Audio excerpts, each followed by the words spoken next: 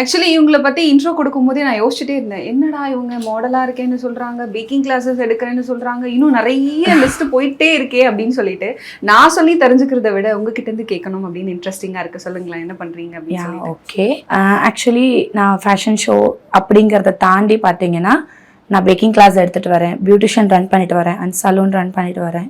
தாண்டி காலேஜஸ் கிளாஸஸ்லாம் எடுத்துகிட்டு வரேன்.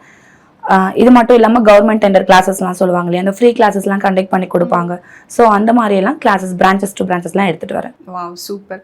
இப்போ மாடலிங் பண்ணிட்டு இருக்கீங்க அப்படி இல்லையா? இப்போ பீயிங் அ மாடல் எப்படி இருக்கு? ஏன்னா நீங்கள் வந்து நாமக்கல்ல இருந்து மாடலிங்காக வந்திருக்கீங்க இல்லையா? ஸோ பீயிங் அ மாடல் எப்படி இருக்கு?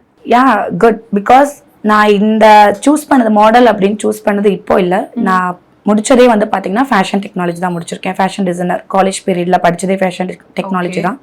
ஸோ அந்த பீரியட்லேருந்தே எனக்கு இந்த மாடல் ஃபேஷன் ஷோ அதெல்லாம் கொஞ்சம் இன்ட்ரெஸ்ட். ஸோ அப்போ பண்ணதுனால எனக்கு இப்போ அது ஒன்றும் பெருசாக தெரியல, பட் ஈஸியாக இருக்குது. அப்போ பேச்சுலர், பட் இப்போது ஒரு ஃபேமிலி உமன்னால கொஞ்சம்